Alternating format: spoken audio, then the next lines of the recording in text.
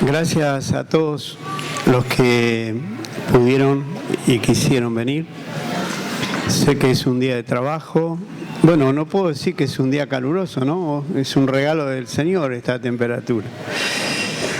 Pero acá dentro del Zoom hasta en julio hace calor. Estamos en base a una instrucción, a una enseñanza de nuestros hermanos mayores. Nosotros los llamamos nuestros apóstoles, pero ellos jamás los escuché llamarse a sí mismos de esa manera. Ni sé si reconocen, dejan que los llamemos, pero no es que ellos pretenden llamarse así. Pero ellos dieron una palabra a fin de año y del año pasado, con una carga de parte del Señor, basado en un versículo de Jeremías, donde habla de volver a las sendas antiguas, de pararnos en los caminos, de mirar, de examinar, de evaluar. Y evidentemente el pasaje no lo dice, pero uno lo puede entender. La evaluación dio mal. Entonces dice, y pregunten por las sendas antiguas y comiencen a andar por esas sendas. Y aclara al final, y tendréis descanso para vuestras almas. Así que evidentemente estaban yendo por un camino que no les daba demasiada paz.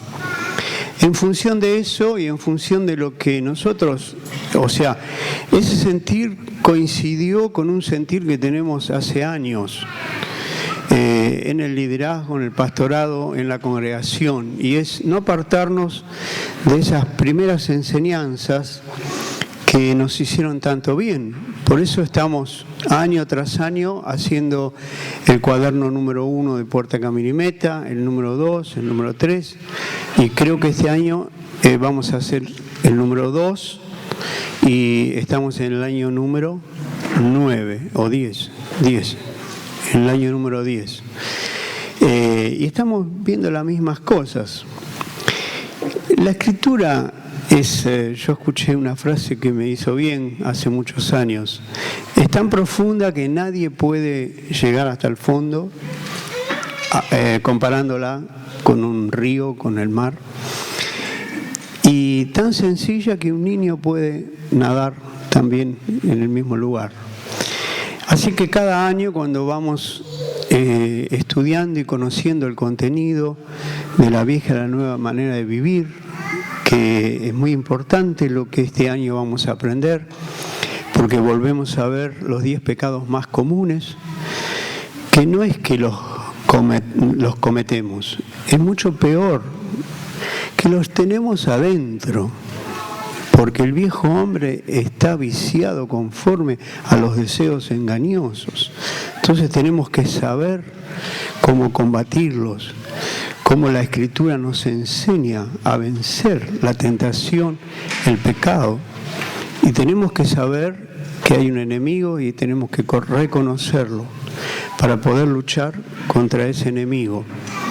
No hay nada peor que acercarse a alguien para darle un abrazo pensando que es tu amigo y es tu enemigo que te viene a matar. Entonces conviene que sepamos quién es nuestro enemigo. En función de eso también estamos hablando de que somos un movimiento de restauración de la iglesia. Ustedes habrán visto, no tenemos nombre por ningún lado, no queremos tener nombre, la iglesia es un cuerpo y queremos ser eso, un movimiento de restauración. La mejor forma de restaurar la iglesia es volver a los principios que Dios estableció, que los apóstoles establecieron, y vivirlos. Es la mejor forma de restaurar la iglesia. Que otros quieran ver, quieran saber por qué o cómo nuestras familias, nuestras vidas son de esta forma.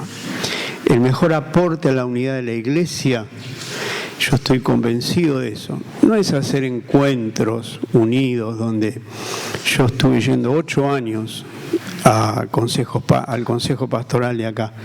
Y nunca hemos avanzado un centímetro. Porque no es así la unidad de la iglesia. La unidad de la iglesia es compartir a Cristo en la vida diaria, en otras, fuera de lo que es un encuentro, un salón. Y el mejor aporte que podemos hacer para la unidad de la iglesia es levantar un pueblo de discípulos que vive el reino de Dios. Es el mejor aporte, que es la parte que Dios nos ha mostrado, nos ha revelado, y la que nosotros insistimos y queremos volver a hablar de eso. Siempre admiré a Anacondia, que Dios le habló, le dijo lo que tenía que hacer, le dijo cómo tenía que hacerlo, y hasta el día de hoy él lo está haciendo. Comenzó creo que en el año 80. ¿Qué es lo que admiré? Admiré que Dios le dijo que tenía que hacer eso, y él, vieron que le ponen, ¿cómo se llama lo que le ponen? Anteojeras. Bueno, le ponen anteojeras para que vaya para adelante. Él fue ahí. No me preguntó a mí, ni a ustedes, ni a nadie qué les parecía, cómo tenía que hacer, si estábamos de acuerdo. Fue. Y yo siempre le dije a nuestros hermanos mayores, eso es lo que tenemos que aprender. Lo que Dios nos pidió a nosotros, hagámoslo con toda fidelidad, insistencia, perseverancia, y es la parte que Dios nos va a demandar. No es que estamos criticando a otros ni diciendo esto está mal, esto está bien, porque tenemos muy poco para nosotros decir que lo otro está bien o lo nuestro está mal. Lo que tenemos que hacer es, si queremos que la gracia de Dios nos siga acompañando, es humillarnos, porque Dios da gracia ¿a quiénes? ¿A quiénes? A los humildes. ¿Y qué hace con los soberbios? Los resiste. Dice el Salmo, creo que 121, los mira de lejos, no quiere acercarse. Entonces nos conviene que seamos humildes y que estemos en continua revisión de nuestra vida personal, revisión de nuestras relaciones, revisión del grupo familiar, revisión de la congregación, y todos estemos en revisión. ¿Para qué? Para no desviarnos, para mirar y seguir por las sendas antiguas que Dios nos ha marcado. La última vez que estuvimos juntos, el 15 de enero, hablamos sobre un tema que fue de muchísima bendición y fue uno de los primeros temas que Dios nos reveló. Cuando Dios nos reveló, me incluyo como parte de este movimiento. Ustedes también pueden hablar de la misma forma. Esto es lo que Dios nos reveló, porque es así. Fue por revelación de Dios. Hubo una fotocopia de un escrito de Jorge Mitián. Roberto Maciel la repartió, pero esto no sé cuántos la pudieron leer. Es un material de primera. Recomiendo su lectura porque no solo establece lo que llamamos el Evangelio del Reino y el señorío de Cristo, sino que tiene una frescura increíble, porque acá Jorge nos va contando cómo fue llegando la revelación, en qué momento, de qué manera, las cosas que sucedieron alrededor de todo eso, las inquietudes que hubo, y es muy testimonial. Entonces recomiendo que la tengan. Lo que hablamos, quiero hacer un repaso en esta primera charla, quizás menos del tiempo que siempre dedicamos. La segunda parte va a ser el Evangelio del Reino, va a ser una charla quizás un poco más extensa. Hablamos de que parte de esa revelación era entender que la palabra Señor, cuando decimos Jesucristo nuestro Señor o nuestro Señor Jesucristo, en el original es Kyrios, en el griego, y es el nombre sobre todo nombre que el Padre le dio a Jesucristo, exaltándolo hasta lo sumo. Filipenses capítulo 2 fue la base de lo que leímos. y que no parecía tan grande el nombre Señor. Pero cuando lo bajamos y entendemos que es Kyrios, nos ayuda a hablar en el griego, porque en castellano, claro, hay que buscar un sinónimo, y el mejor sinónimo es Señor. Pero quiero que ustedes sepan que la Biblia fue escrita hace muchos años y existía esa palabra, aún en español, con muchísimo más fuerza que la que hoy tenemos. No sé cuántos escuchaban hablar del mío Cid, es mi señor, era el dueño, era el capo máximo. Y después esa palabra se fue vulgarizando, no sé si vulgarizando o usándose con más frecuencia, y llegamos, esto no lo vas a publicar, ¿no? En cosas. Llegamos a Discépolo, que dice cualquiera es un señor en el tango Cambalache. Bueno, no les voy a hablar del tango. ¿Qué quiso decir? Y bueno, estamos en un desastre social tal que cualquiera es un señor acá. Pero no es así. La palabra Señor, cuando se refiere a Jesucristo, tiene una fuerza tremenda, al punto que la Escritura dice que es el nombre sobre todo nombre, que es exaltado hasta lo sumo. La suma de todas las sumas es lo sumo. Y que ahí se le dio este nombre.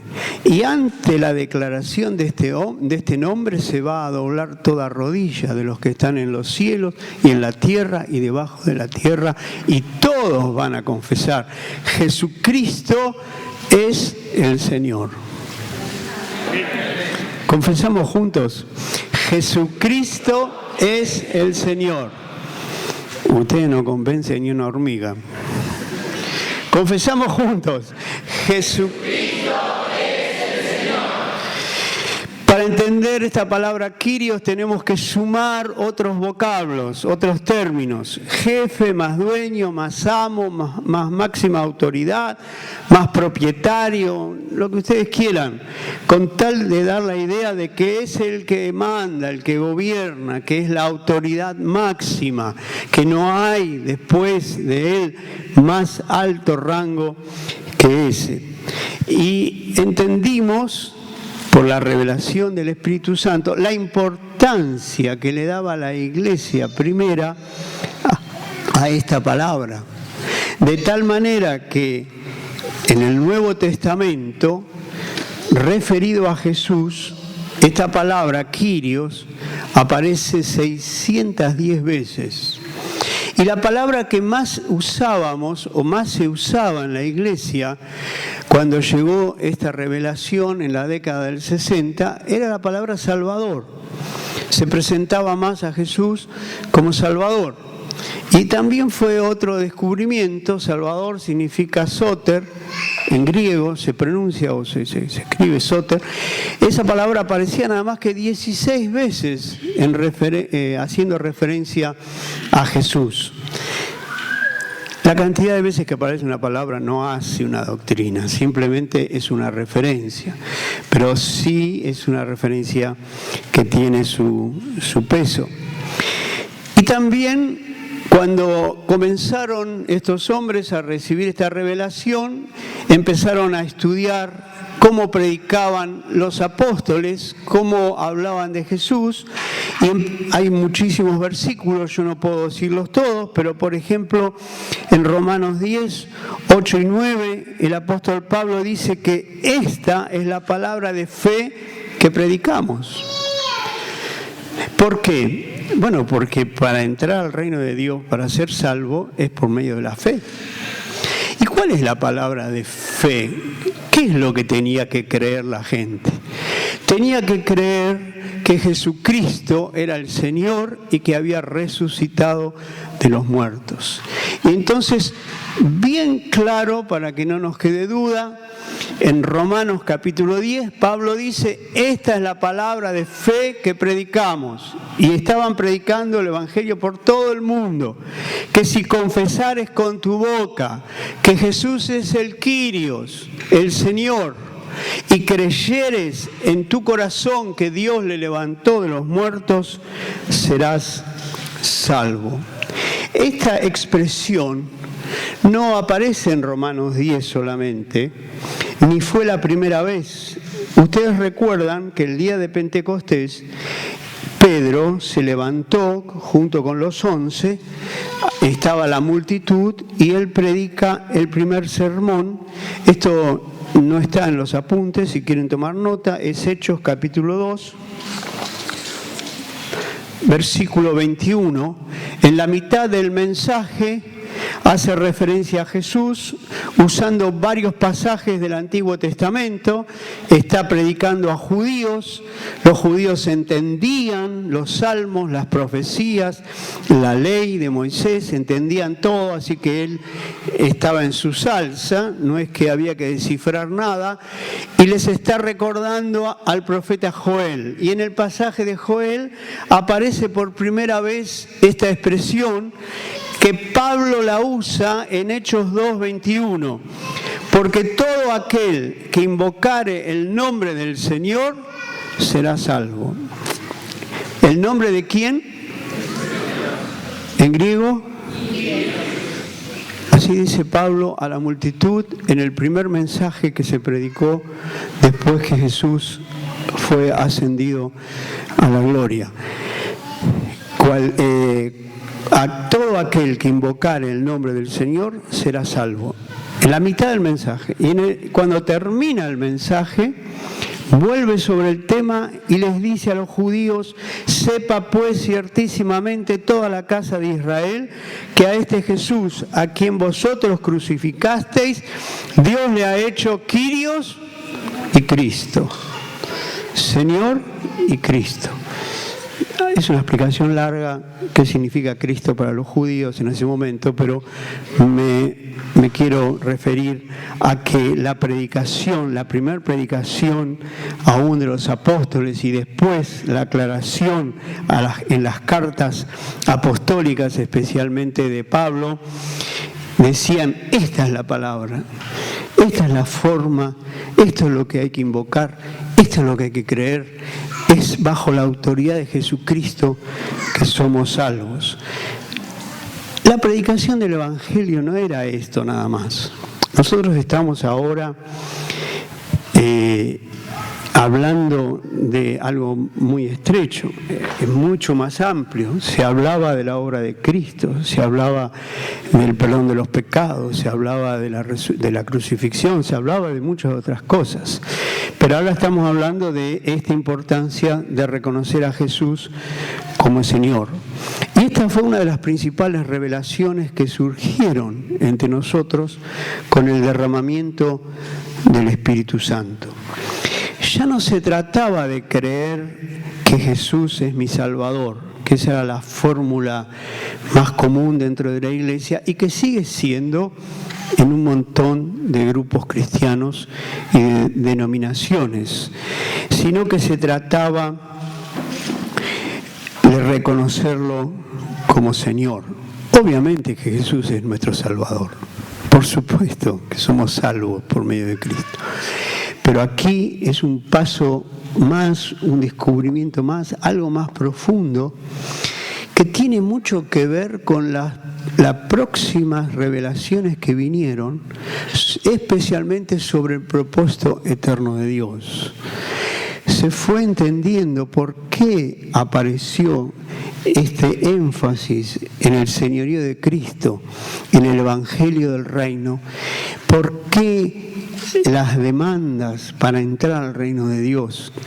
Y ahí empezó la palabra discípulo. ¿Por qué la palabra discípulo? ¿Por qué discipulado? Y vino o cerró la revelación a entender el propósito eterno de Dios. No se trataba de creer que Jesús es mi Salvador, lo cual es cierto, sino reconocerlo como Kyrios, como el que manda en mi vida. Esta es una forma de aceptar no solo la obra de Cristo, sino también su doctrina y su enseñanza. Algunos quieren la salvación que viene de Jesús, pero déjame que yo haga como se me da la gana. Cuando vino el señorío de Cristo, se terminó esa frase. O reconocías que Jesús es tu Señor o no. Hace unos días atrás, quizás esta semana o la otra, hablando de una situación entre hermanos, de algo que necesita ser aclarado. De paso les quiero decir, Jesús no nos permite dejar de aclarar ninguna situación. Nadie puede escapar, si hay un problema entre hermanos, de aclarar esa situación, sea cual sea. Y yo estaba haciendo valer la palabra de Jesús, no lo que pensamos, sino pensamos lo que Jesús dice.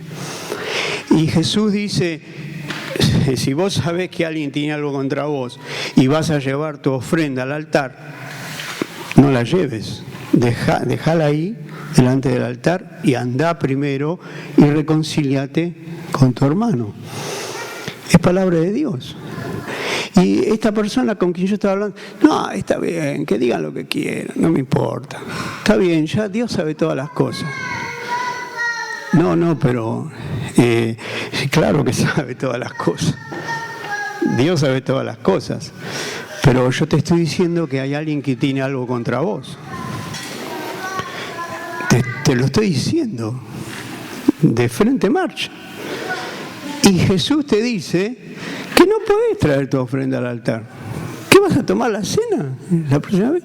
Tenés que ir, no, pero que Dios lo ayude. No, Dios lo va a ayudar. Encima es una actitud soberbia. Les voy a decir por qué. Porque la persona que dice eso cree que tiene razón, que el que tiene algo contra él está equivocado. Y Jesús, y eso lo hice notar, a ese que le hace dejar la ofrenda delante del altar y reconciliarse con su hermano, le da a entender que él no tiene la razón. No sea que tu hermano te entregue alguacil y el alguacil al juez y el juez te mete en la cárcel. ¡Epa! Y yo creía que estaba todo bien. Pero entonces acá viene el señorío de Cristo. ¿Sabés quién te lo dice? No te lo digo yo. Te lo dice tu Kyrios. ¿Ven cómo reconocer o no a Jesús como Señor es el todo de la vida cristiana? No te lo dice la iglesia, no es una regla de fe que tenemos. Te lo dice tu Kyrios, tu dueño. O lo reconoces como Kyrios, o haces lo que se te da la gana y vivís bajo otra autoridad. Nosotros sabemos muy bien que tenemos dos posibilidades nada más. O vivimos en el reino de Dios, o vivimos en el reino de las tinieblas. O Jesucristo es nuestro Kyrios, nuestro Rey, nuestro dueño, o Satanás es nuestro Kyrio, nuestro Rey. El reino de las tinieblas tiene un rey y el rey es Satanás. Y la cosa cambia. Lo mismo pasa con el perdón. No puedo perdonar. Esto es mucho más común todavía. No entendiste. Vos estás en el reino de Dios. Vos sos salvo. Vos decidiste seguir a Cristo. Yo te quiero decir que tu Kyrios te dice que tenés que perdonar. No es cuestión de quiero, no quiero, puedo, no puedo. Tenés que perdonar. Después habrá que tratar todos los demás temas, pero primero tenés que perdonar. Entonces cuando nosotros al leer la Escritura la leemos con estos lentes, Jesucristo es mi Kyrio, porque eso es la otra cosa que quiero decir. Decir Jesucristo es el Señor es bastante fácil. Es una frase. Amén, Jesucristo es el Señor. Cantar Jesucristo es el Señor, nombre sobre todo nombre, es fácil. Pero lo que Dios está buscando de nosotros es que podamos decir Jesucristo es mi Kyrio. Y si vos vas a decir que Jesucristo es tu Kyrios, es porque estás bajo la autoridad de Jesús. Y ya no importa lo que pensás, lo que sentís, lo que querés, la cultura que adquiriste, de qué trasfondo venís, cuál es el medio ambiente en que vivimos, cómo es la mayoría de la iglesia, porque algunos te dicen, ¿por qué me decís? Pónganse a decir a 10 más que están peor que yo. No, porque te estoy hablando a vos, porque Jesucristo te está hablando a vos. Él es tu Kyrio, dejá a los otros 10 que ya dio, o vamos a hacer lo que tengamos que hacer, pero estamos hablando a vos. Entonces reconocer a Jesús como Señor cambia la perspectiva de todo lo que hacemos y todo lo que pensamos. Eso fue lo que hablamos la vez pasada. Reconocer a Cristo como Señor es aceptar también su enseñanza. ¿Quién manda en mi vida? Es la pregunta para darnos cuenta en qué reino estamos o a qué rey nos sujetamos. Los apóstoles predicaban así cuando hablaban de Jesucristo como Señor. Yo estoy hablando de puntos de repaso. El apóstol Pablo en 2 Corintios 4 dice, porque no nos predicamos a nosotros mismos, sino a Jesucristo como Kyrios. Estamos hablando de la predicación apostólica. Pablo dice, no nos vendemos a nosotros mismos, no queremos que la gente nos reconozca. Y estaban llenos de dones y de gracias, al punto que predicando se le cayó uno del tercer piso de la ventana y el apóstol Pablo baja, lo resucita y vuelve. Si a nosotros se nos llega a caer alguien, se terminó el encuentro para siempre. Pero Pablo dice, está hablando de los apóstoles, está hablando de su grupo también apostólico. No nos predicamos a nosotros mismos, sino a Jesucristo como Señor. Otra afirmación apostólica sobre la obra de Cristo, sobre su muerte y su resurrección, en relación con el señorío de Cristo, está en Romanos 14:9. También es Pablo que dice, Cristo para esto murió y resucitó y volvió a vivir, para ser Kyrios, para ser Señor, así de los muertos como de los que viven. Esa fue la obra de Cristo. Para esto Jesús hizo eso. El señorío de Cristo sacó al hombre del centro en la predicación del Evangelio y en el desarrollo de la Iglesia y puso a Cristo en el medio. Todo es por Él y para Él, todo es con Él y no es el hombre el centro. No es que vino Jesús para que seamos felices, para darnos lo que necesitamos, para librarnos de males, para que en el futuro tengamos la vida en el cielo y no en el infierno, para prosperarnos, No es que el hombre está en el centro, aunque Él lo hace cuando es Kyrios. Pero el señorío de Cristo nos ubicó en el verdadero Evangelio, que es lo que vamos a hablar en los próximos 40 minutos. Termino con un versículo que no figura en ningún lado, pero ustedes tienen que tomarlo en cuenta. Los que pueden escribirlo del señorío de Cristo está en 1 Corintios 12:3. Nadie puede llamar a Jesús Señor, Kyrios, sino por el Espíritu Santo. Es una afirmación que tiene su sentido si estudiamos las Escrituras y leemos todo ese capítulo.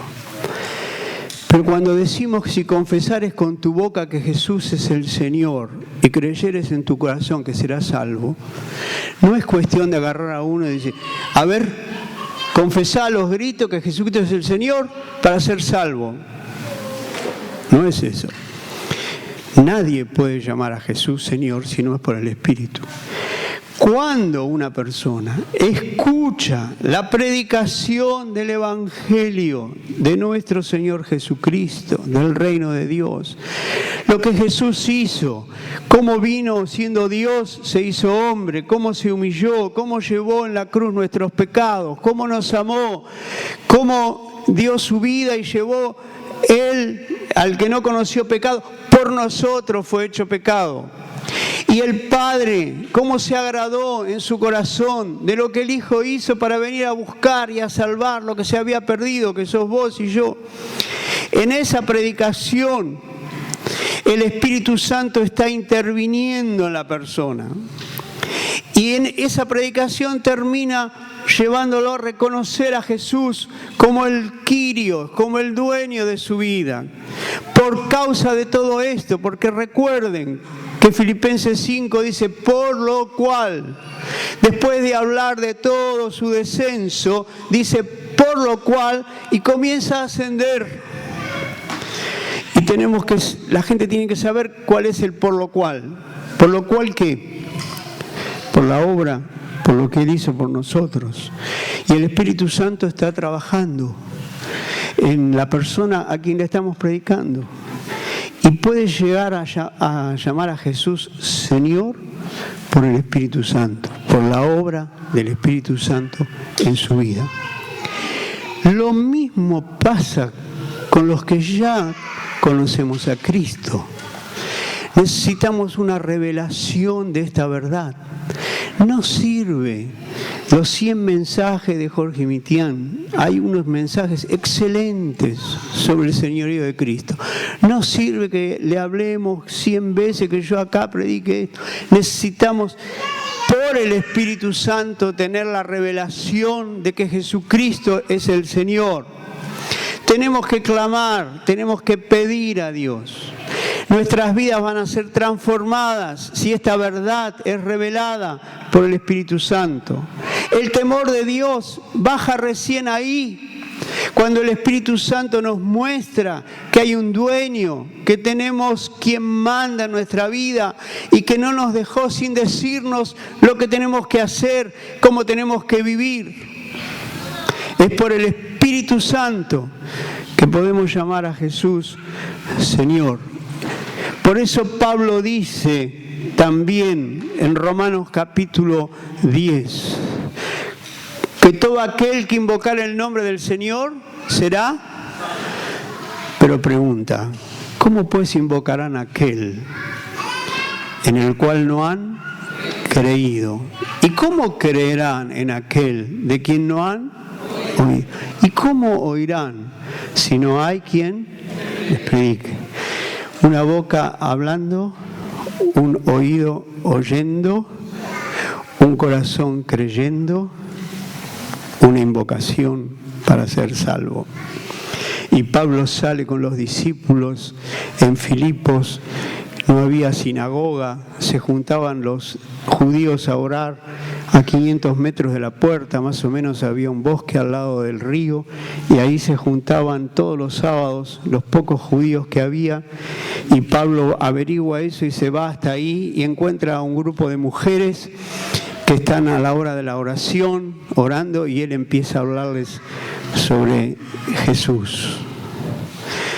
Porque, me olvidé de una parte del pasaje antes. Cuán hermosos son los pies de los que anuncian la paz, de los que anuncian buenas nuevas. Y ahí se completa el cuadro. Las 3 de la tarde, en vez de dormir la siesta, hay que caminar 500, 600 metros. Cuán hermosos son los pies de los que anuncian, una boca que habla. Las mujeres oyendo. Y dice la Escritura que el Espíritu Santo estaba convenciendo en su corazón a Lidia, la que después cree y se bautiza. Nadie puede llamar a Jesús Señor si no es por el Espíritu Santo. Amén. Muy bien, hacemos 10 minutos de recreo, nos saludamos y terminamos con la segunda parte.